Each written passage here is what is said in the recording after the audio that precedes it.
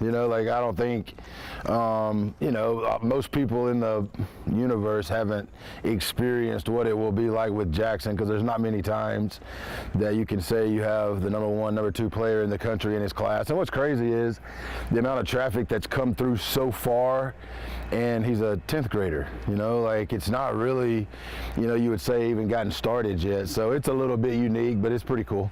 And what do you see your role as helping him and guiding him, and maybe as serving as a gatekeeper, if you will? I would think my role is pretty much like an Uber driver. Like an Uber driver's job is to get you somewhere safely and maybe have a good conversation along the way to make your ride enjoyable. So my job is to make the ride enjoyable, help him get somewhere safely, and just, try to put them together like an Uber driver does. I've never driven for Uber, but I think this experience might lead me to a little bit of that when I get done. And now you're bringing a lot of eyes to this program. So what does it do for the other kids in this program to now have some high-level football coaches having eyes on them? One of our first conversations we had with our parents was, don't let the hype that surrounds Jackson affect you in a negative way, because we know how our minds work. Our minds can work like, why is he getting all of this? Why is he getting all this attention?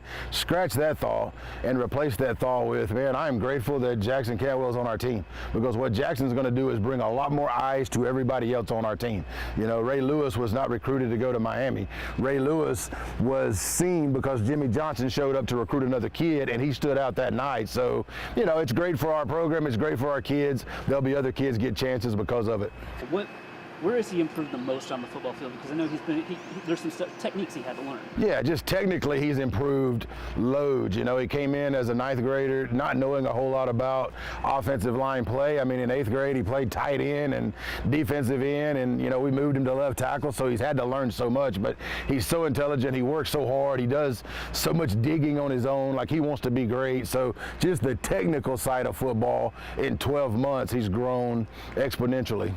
And what are the coaches saying to you that come through here saying about him to you? He's what you look for. He is as strong as anybody in the country. He's athletic, as you can see by, his track and his basketball skills. Like, he is what they all want at left tackle, So, they want to try to get his services, so they're very kind.